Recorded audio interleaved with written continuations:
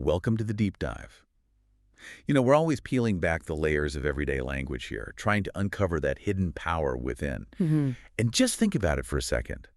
How often do you find yourself using phrases every single day without really truly unpacking what they fully mean? All the time, probably. Exactly.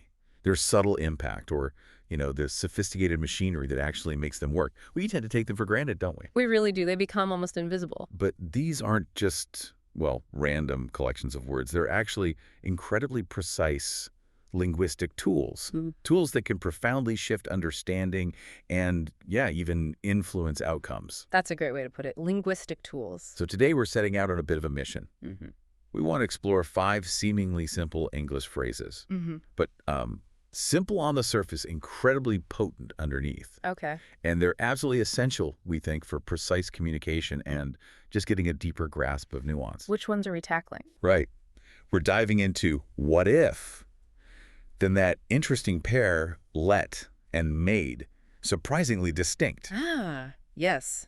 Causatives. Then the ever-present, lift something up, the very decisive get rid of, and finally that powerfully deductive phrase, must have done something. That's a fantastic lineup. Covers a lot of ground. Our goal here really is to give you, our listener, a kind of shortcut. A shortcut to being truly well-informed about how these specific phrases function. We want to arm you with the confidence to, both understand them perfectly when you hear them and also to use them yourself with maximum impact. So moving beyond just using them automatically. Exactly. Really wielding them.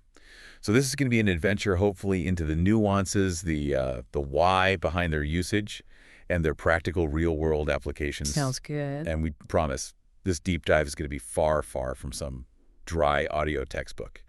Good. No, it's a brilliant point you raised earlier. What's truly remarkable, I think, is how these seemingly small linguistic units, these phrases, can completely shift the intent. The power dynamics sometimes, and, the entire understanding of a sentence. It's subtle but powerful. Very. And often, the words we use most frequently, like these ones, are actually the ones that hold the deepest, most layered meanings. Why is that, do you think? Well, simply because they've become so woven into the very fabric of our daily conversation. They're like the silent architects of how we communicate. Silent architects, I like that. Yeah, and their subtlety just frequently goes completely unnoticed. So for you, the listener, understanding these nuances is, it's absolutely critical for sharpening your critical thinking. How so? Well, it helps you interpret information much more accurately. It helps you avoid miscommunication, which is huge, and it helps you truly grasp the underlying message someone is trying to convey. Or what you're conveying yourself. Precisely. Or, conversely, the full implications of your own carefully chosen words. So, get ready for some genuine aha moments today, I hope. Me too. As we pull back the curtain on some of the unexpected complexities and maybe some surprising insights hidden behind these everyday linguistic tools. Okay, fantastic. Let's unpack this first one then. What if?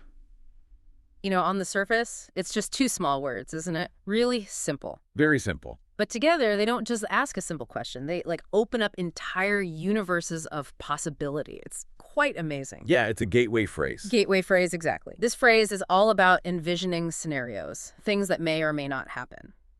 It acts as that gateway, like you said, to explore potential realities, both imagined and potentially real ones. So at its core, what if is the phrase we deploy to introduce hypothetical situations, right? Right, possibilities. To consider various possibilities, or even just to express potential concerns or worries. Yes, absolutely. It's a fundamental part of how we project ourselves into the future, but also, just as powerfully, how we mentally reevaluate the past. Its retrospective use is key, too. Totally. It's basically the starting gun for imagination and for analysis. Indeed. And what if is truly fundamental for, creative thinking and innovation. Whether we're consciously aware of its role or not, it's always there. How does it work in that context? Well, it provides us with a kind of safe space, doesn't it? A space to explore future possibilities, both the good ones and the bad ones, without any immediate commitment or, real-world consequence right away. Okay, like a thought experiment zone. Exactly. Imagine a vibrant team brainstorming a new product, let's say I don't know, a revolutionary smart home device. Okay. Their conversation wouldn't be rigid or linear. It would be punctuated by this rapid-fire series of what-if questions. Give me an example. Sure. They might ask, okay, what if we integrated a feature that actually learns your sleep patterns and adjusts the lighting automatically? Oh, clever. Or what if we targeted a completely different demographic? Like instead of the usual tech enthusiasts, what if we focused on, say, busy parents who just need simplification in their lives? That changes everything. Right. Or even on the business model side. What if we made it subscription-based for the really advanced features instead of just a one-time purchase? This iterative, open-ended questioning driven precisely by using what if. That's exactly where innovation often sparks into life. So it pushes boundaries. It pushes boundaries, allows teams to imagine entirely new solutions that maybe 5 minutes before were completely unimagined. It's really the linguistic engine of discovery. The engine of discovery. I like that metaphor. And it goes beyond just pure creativity. What if is also an absolutely crucial phrase in, the more serious high-stakes worlds of risk assessment and contingency planning. Ah, okay. So like project management, business strategy. Exactly. It's a foundational tool in effective problem-solving and preparedness across pretty much every industry you can think of. How does it work there? Is it just about identifying problems? Well, it's about identifying potential problems and then planning for them. Consider a business leadership team facing, say, an uncertain market. They are constantly asking themselves, right, what if the project goes over budget by, say, 20%? What specific resources would we have to reallocate? Practical consequences. Very practical. Or what if a key team member leaves unexpectedly just before the big launch deadline? Who's the backup? How quickly can they realistically step in? Yeah, you need that plan B. You absolutely need that plan B. Or even thinking about competitors. What if our main competitor suddenly releases a similar product next month, but with some disruptive new feature we didn't anticipate? How do we pivot? Or how do we differentiate ourselves? So it forces you to think ahead. Precisely. These aren't just idle curiosities, are they? They are crucial inquiries for anticipating potential challenges, for identifying vulnerabilities in your plan, and for developing robust, proactive strategies to mitigate those risks before they become full-blown crises. It makes sense. It moves it from worry to preparation. Exactly. So this really highlights its profound importance beyond just, brainstorming cool ideas. It links directly to practical application, strategic thinking, and building resilience in any field. It forces us to meticulously consider consequences and plan for multiple eventualities long before they might become stark realities. And it's vital to recognize, too, that the power of what if isn't solely confined to projecting into the future, is it? No, absolutely not. It's equally potent when we use it retrospectively. Looking back, often it carries, a profound sense of regret sometimes, or longing, or even just thoughtful reflection on an alternative past. We all do that. We've all found ourselves in that mental space, haven't we? Looking back, you might reflect maybe years later, what if I had actually taken that job offer in another city 5 years ago? The road not taken. The road not taken. How fundamentally different would my career path be? My relationships? My entire life, maybe, right now? It's a huge question. Or, on a lighter, more common note, maybe running late for something. Yeah. What if we had just left 5 minutes earlier for the airport? We would have missed all that dreadful traffic and not been sprinting through security. Huh. Been there. Me too. This retrospective use lets us mentally explore these different realities and their potential outcomes, both the positive shifts we imagine and the negative things we might have avoided. It helps process things. Yeah, it can provide a sense of closure, maybe, on paths not taken. Or it just offers a moment of, wistful contemplation on these divergent timelines. It helps us process choices and their long-term echoes.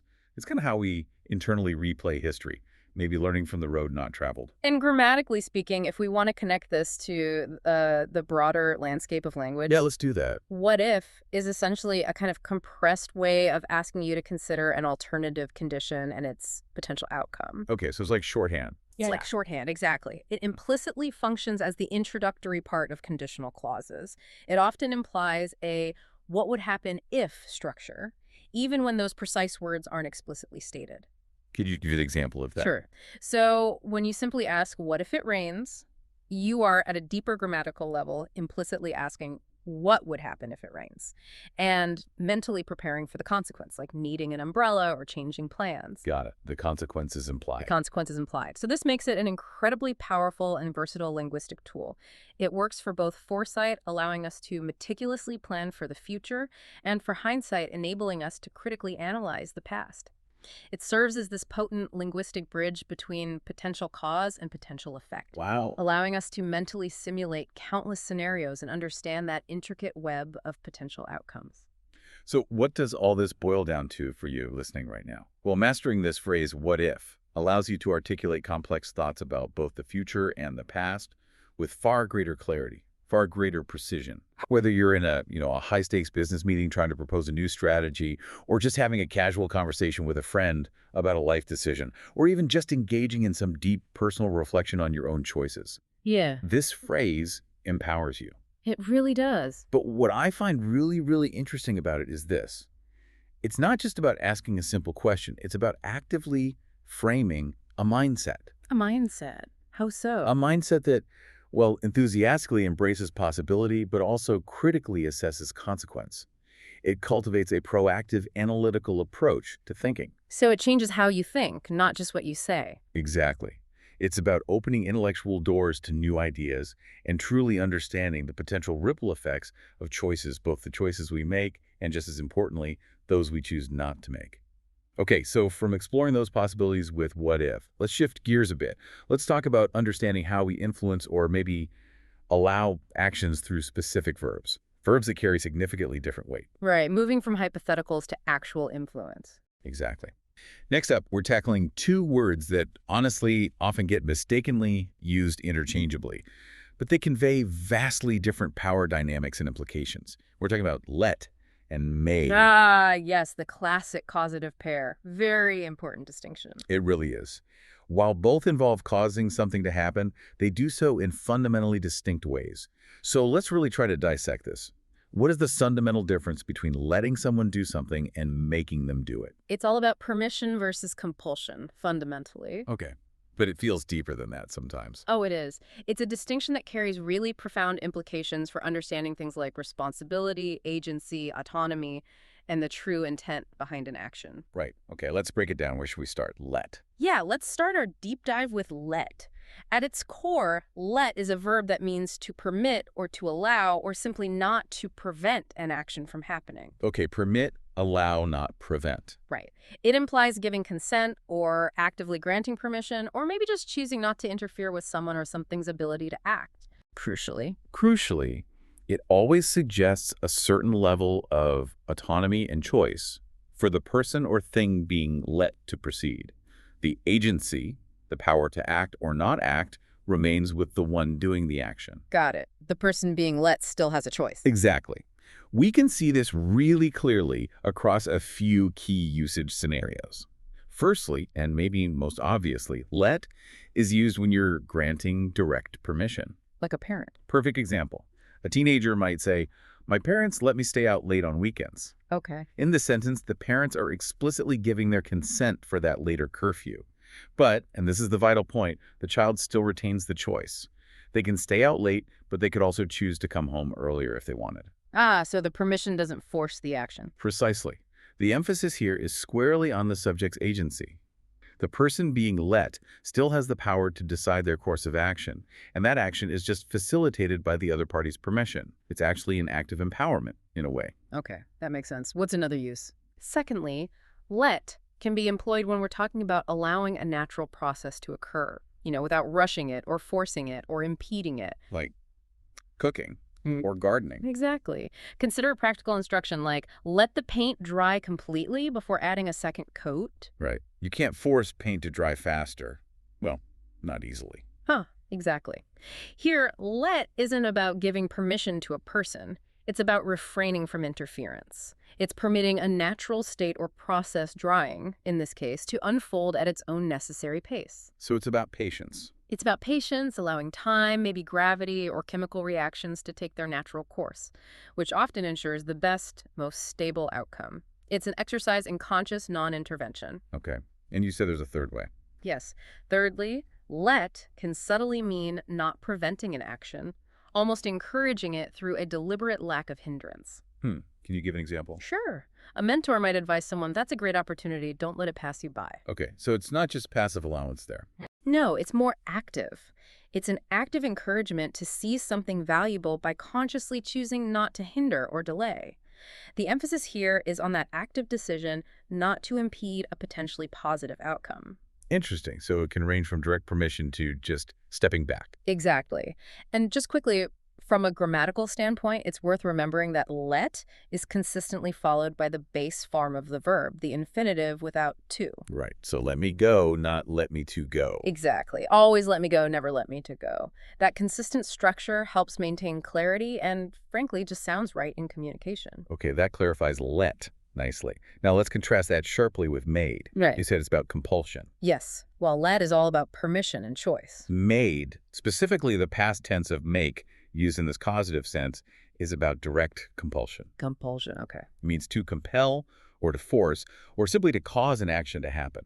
And this is the absolutely critical distinction, often against someone's will or their desire or even just their natural inclination. So it overrides their preference. It often does.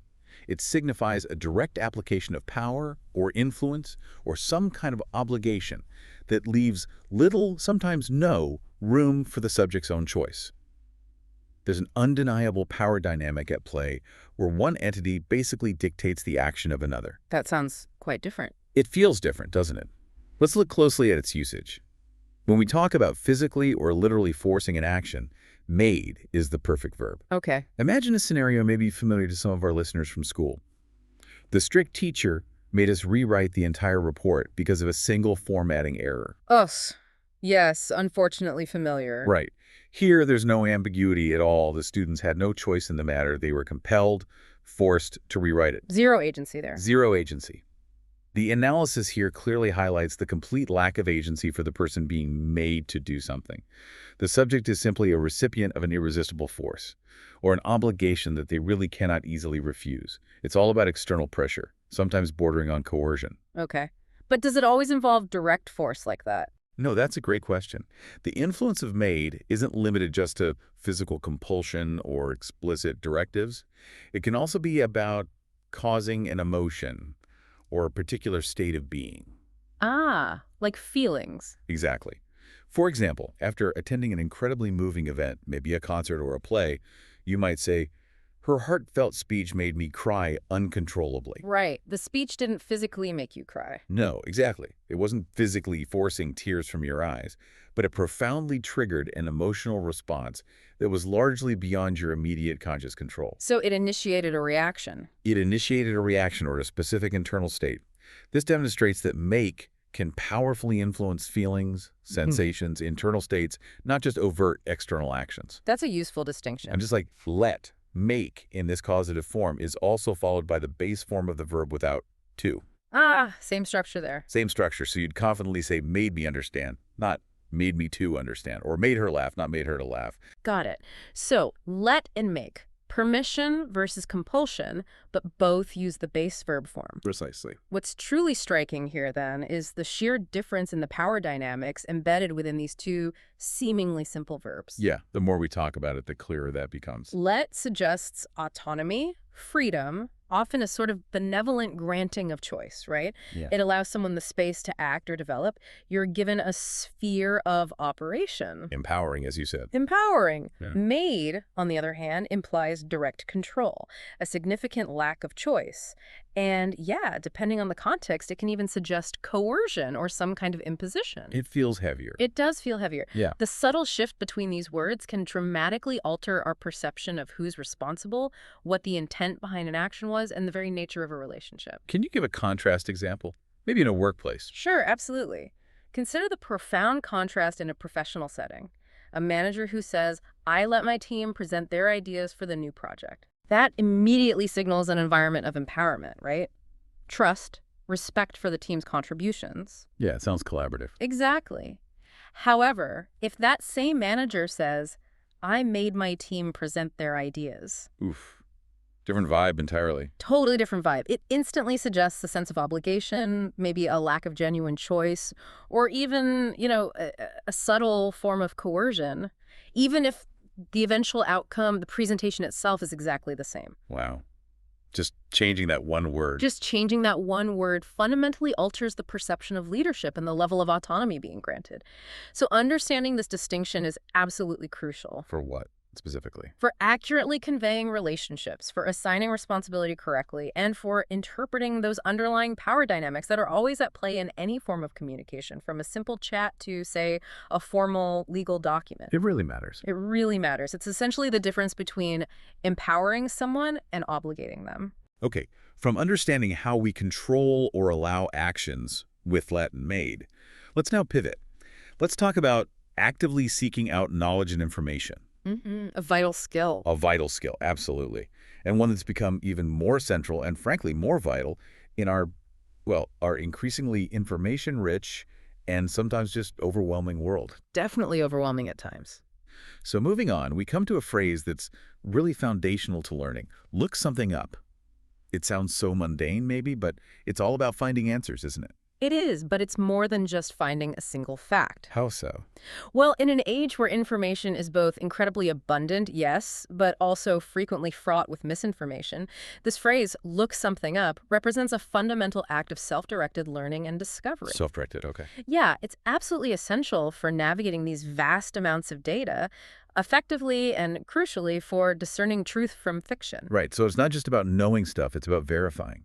Precisely. To look something up is defined basically as the intentional act of searching for specific information in some kind of reference source. And that source has changed over time, right? Massively. Historically, this phrase had a very literal meaning. It evoked images of, physically consulting a weighty dictionary. Flipping through the pages. Flipping through the pages, yeah. Or leafing through an encyclopedia, or maybe meticulously searching through one of those old wooden card catalogs in a library. Wow, card catalogs. Takes me back. Right. This phrase significantly predates our digital era. Its origins are deeply rooted in that physical act of literally looking up a word or a fact within a tangible book. But now its modern relevance has just exploded. It's become ubiquitous in our daily lives. Today, looking something up encompasses absolutely everything. From a quick, informal search engine query on your smartphone for some trivial fact. Like who won the World Series in 1983? Exactly. To, at the other end of the spectrum, delving into highly specialized online databases for cutting-edge academic research, or navigating comprehensive digital encyclopedias for really in-depth understanding. So it spans the whole range. It spans the whole range. And if we connect this to the broader landscape of modern learning, looking something up is truly the cornerstone of self-directed education. Cornerstone, okay. It's not just a convenient action anymore. It is a critical skill. A skill for verifying information in an age where, as we know, misinformation can spread with alarming speed. It actively empowers us to distinguish verifiable fact from unsubstantiated fiction. And this phrase is just so versatile, so deeply ingrained in our daily lives, often, I think, without us even realizing its significance. It's constant. Think about how many times a day you implicitly or explicitly use this concept. You might say, maybe after reading something complex, I didn't quite understand that highly technical jargon in the article I was reading, so I immediately looked it up to grasp its meaning. Standard practice for many people now. Or, if you're trying to recall a specific fact for a pub quiz, like we said, or maybe just out of genuine curiosity. I needed to confirm the exact capital of Madagascar for a trivia game, so I looked it up online quickly. Quick and easy. It's also incredibly useful just for checking mundane but important details, like, okay, before I head out, I'll quickly look up the exact meeting time and the precise location in my digital calendar. Saves a lot of trouble later. It really does. And perhaps most critically, especially in today's digital landscape, it's a powerful defense against misinformation. You see something online, you think, that sounds fishy. You tell yourself or a friend, don't just believe everything you scroll past on social media. Make sure to look it up yourself for accuracy and check for credible sources. That's the crucial step. It is. This phrase, this action, truly empowers you. It empowers you to cultivate an insatiable curiosity, to actively verify the information you encounter, and to continuously expand your own knowledge base. And that, in turn, fosters a vital sense of intellectual independence. Intellectual independence. I like that. Yeah. And what I find most compelling about this, personally, is that it's not just about finding an isolated answer to a specific momentary question. It's really about actively cultivating the habit of curiosity, The habit itself. the habit itself, and the habit of intellectual diligence. It's like a powerful mental muscle that just strengthens with every single query. That's a great analogy. It's about not settling for uncertainty, isn't it? And proactively pursuing clarity in what feels like an increasingly complex world. Absolutely. And just a quick note on the grammar side again. Praise. Look up is a classic, very common example of what we call a phrasal verb. Okay, phrasal verb, break that down quickly. Sure. A phrasal verb is essentially just a verb combined with a preposition like up, or sometimes an adverb, or occasionally both.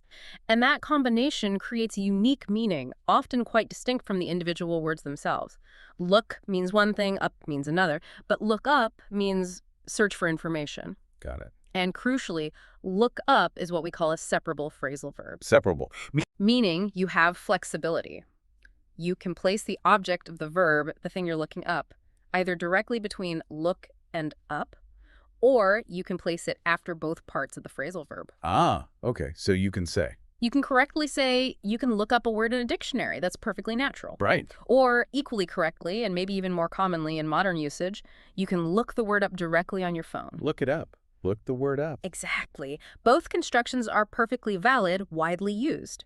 Understanding this flexibility just helps you use the phrase more naturally and confidently in your own communication, knowing you've got options. All right, so from actively acquiring and verifying information with look something up, let's now transition to something equally important, maybe the flip side. The act of actively discarding what's no longer needed or wanted or serving a purpose. Decluttering, physically or mentally. Exactly. Let's turn our attention now to a phrase all about making space, both literally and figuratively. Get rid of. Very common phrase. Very common. Yeah. It's fundamentally about removing something unwanted, isn't it? This is such a wonderfully versatile and, I think, deeply intuitive phrase for dealing with anything we no longer desire, no longer need, or just no longer find beneficial in our lives, whether it's, a tangible object or something abstract. Absolutely. Get rid of is a powerful and highly adaptable idiom.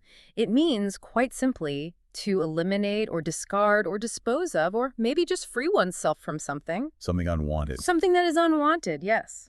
Or unnecessary or problematic. And what's truly remarkable here, as you said, is its incredibly broad applicability. Abroad. Well, it applies seamlessly to both tangible, physical objects that you can literally touch and hold, like old clothes cluttering your closet or broken appliances taking up space. Right, physical stuff. Physical stuff. But just as importantly, it extends to intangible concepts, abstract problems, or even detrimental situations. Like what kind of abstract things? Well, this could be anything from, say, the mental clutter of unproductive habits. Like procrastination. Like procrastination, perfect example. Or maybe lingering anxieties that hold you back. In a business context, it could be outdated policies that are slowing things down, or even just deeply ingrained, obsolete ideas that no longer serve you or reflect reality. Wow. Okay, so it covers a huge range. A huge range. It's Yeah. a phrase that perfectly encapsulates, I think, a fundamental human desire for improvement, for efficiency, and for the purposeful removal of impediments. Getting unstuck. Getting unstuck. Yeah, and the sheer breadth of its usage scenarios really highlights this versatility you're talking about. Mm-hmm. When we talk about getting rid of physical objects, it's generally pretty straightforward, pretty concrete, right? Usually, yes. You might say, I desperately need to get rid of these old clothes before I move to a much smaller apartment. A common dilemma. And that implies, maybe donating them or throwing them away, recycling them, perhaps even trying to sell them. The point is removal. Removal, exactly. Or maybe on a larger, more civic scale, you might hear the city council is actively trying to get rid of the abandoned cars that have been littering the streets for months.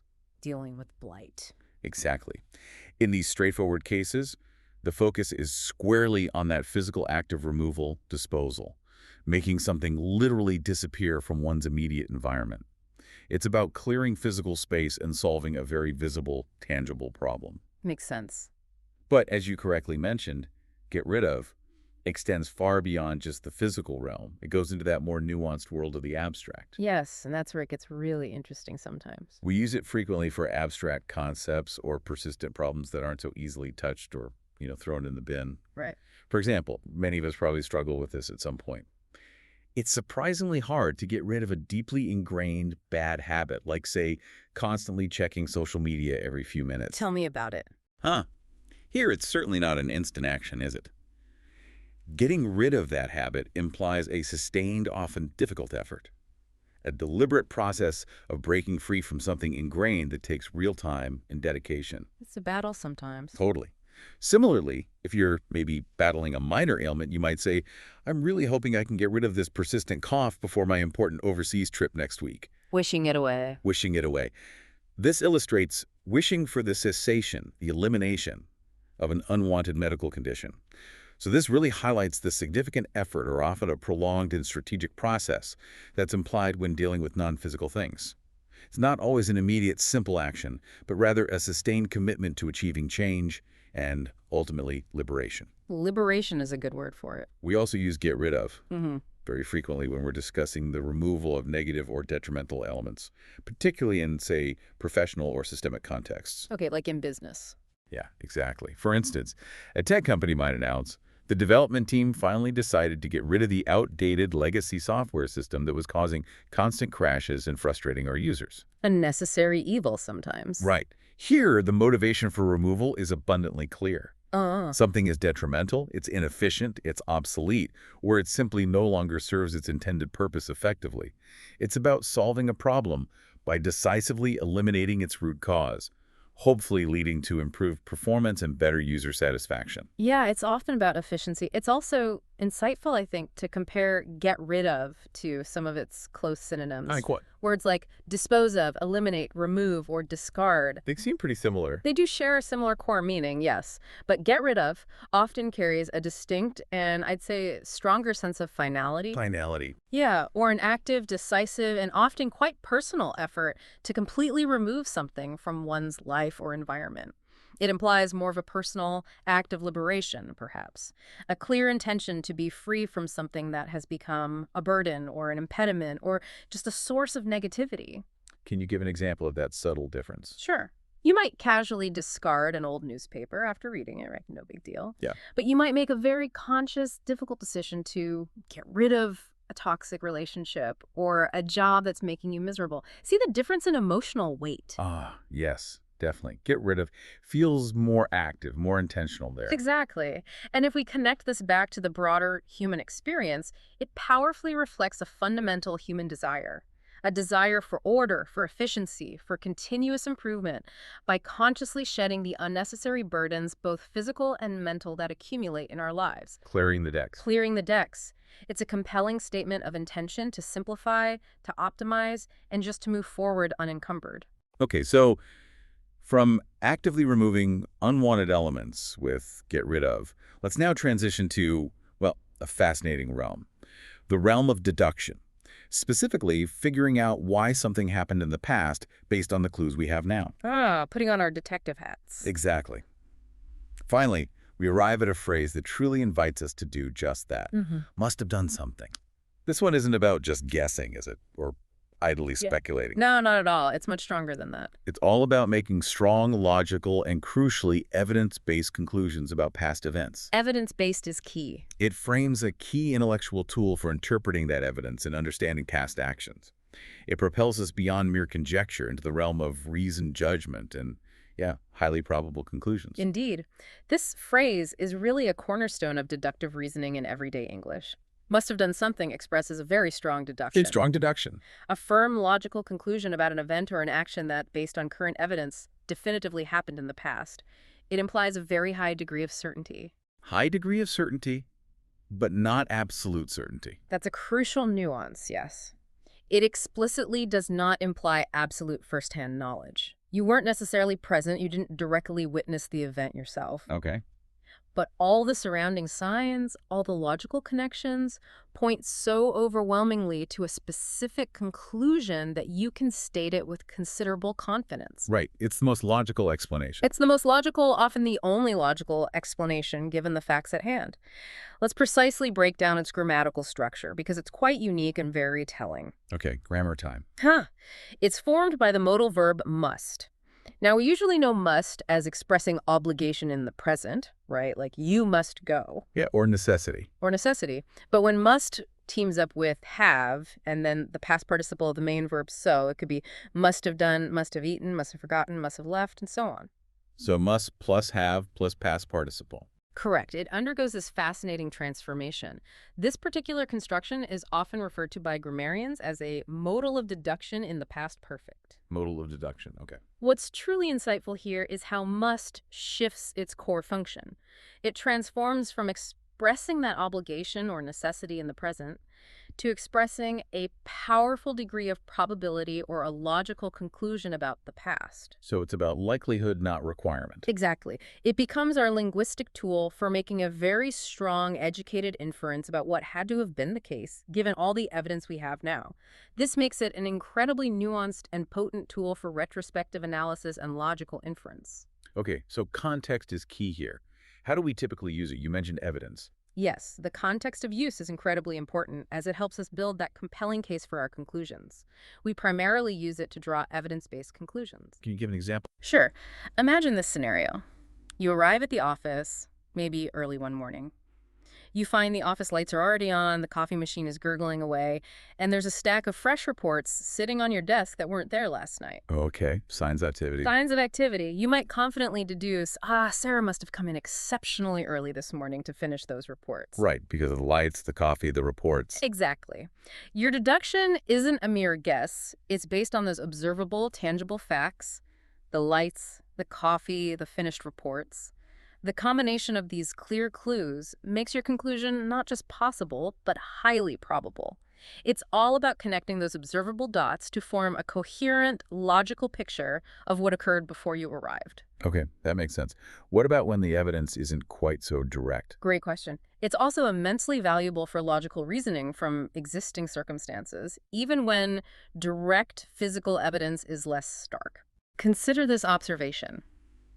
You see a friend, maybe mid-afternoon, and they yawn for about the 10th time.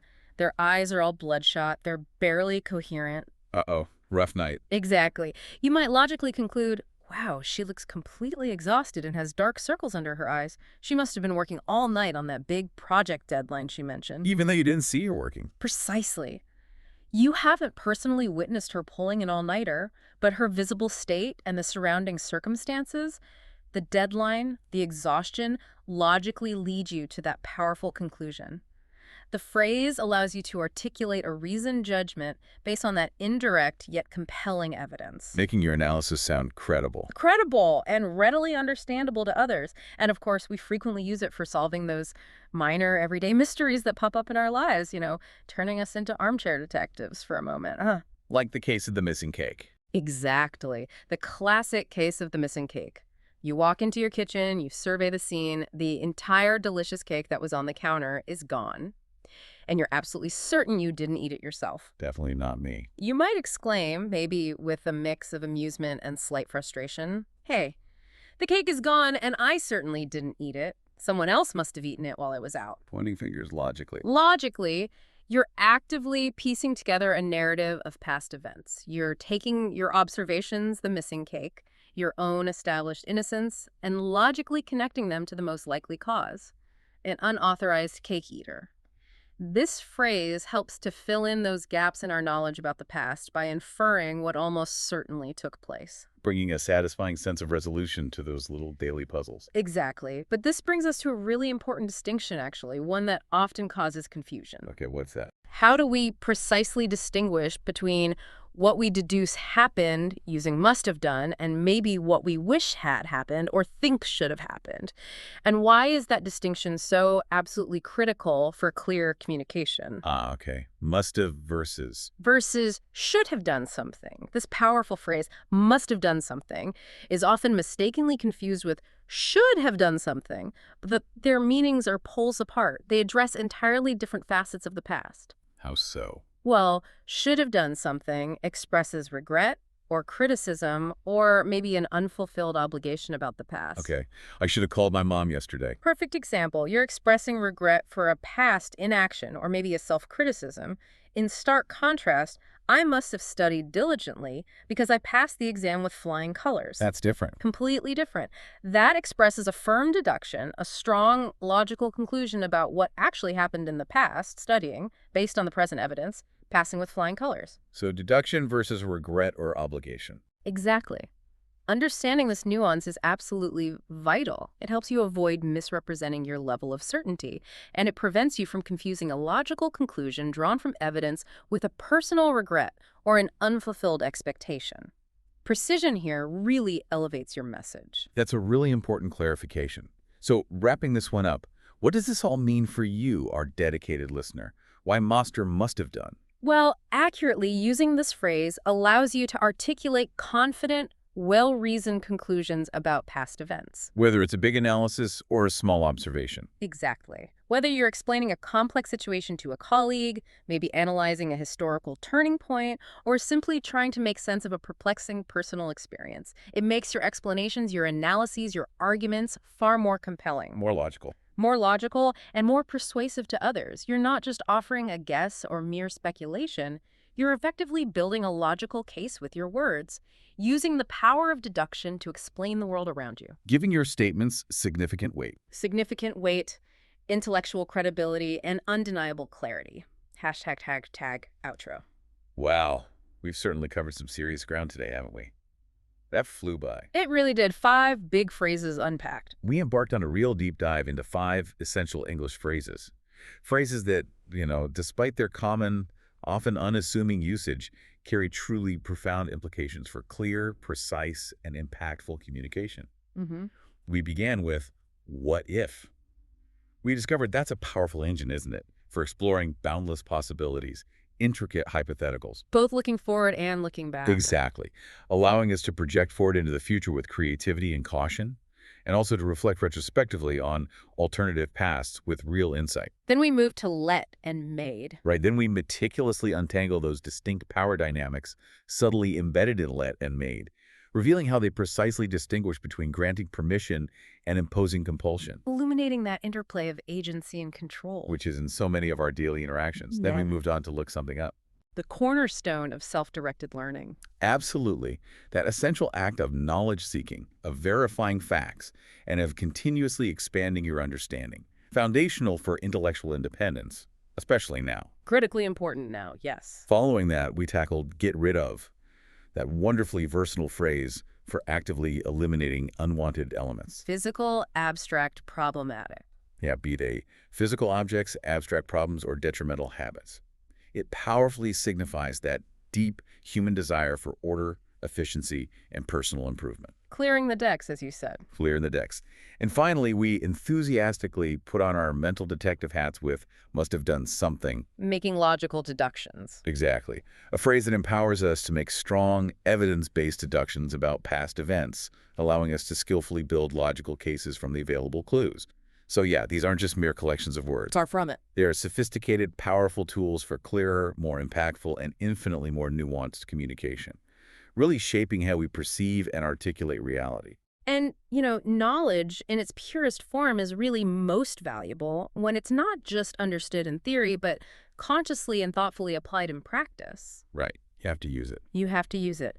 Our sincere hope today is that this deep dive has provided you, our listener, with a much clearer lens. A lens through which to view and purposefully use these common phrases. Hopefully empowering you. Empowering you to speak and understand with far greater precision and, frankly, confidence. We genuinely encourage you to actively pay close attention to these phrases in your daily interactions from now on. And start noticing them more. Start noticing them. Notice how others deftly use them or maybe misuse them sometimes. Yeah. And more importantly, practice integrating them consciously into your own communication. Where could people practice? Oh, anywhere. Whether it's in a formal professional email, a casual chat with a friend, or even just in your own internal reflections, your own thought processes. An internal dialogue. That internal dialogue matters too. So this raises an important and hopefully empowering question for you. How will you consciously apply this newfound linguistic precision, this deeper insight in your very next conversation or your next written message, or even in your next internal reflection? How will you elevate your command of language? That's a great challenge. So what does this all truly mean for you on a deeper level? Well, I think it means that language, even in its most common, its most seemingly transparent forms, is a constant, inviting invitation to curiosity. Always more to discover. Always more. Every phrase is, in essence, a tiny, intricate puzzle. And the more deeply we understand its individual pieces and their sophisticated interconnections, the richer our communication undoubtedly becomes. And our understanding of the world. And more profoundly, the more accurately and subtly we can perceive the world around us and indeed our own intricate workings within it. So take this understanding and actively apply it. And maybe we can leave you with this final thought to ponder. What other seemingly simple everyday phrases might be quietly hiding fascinating layers of meaning, unexpected power, just waiting patiently for you to unpack them? The exploration never ends. Keep exploring, keep questioning, and keep diving deep.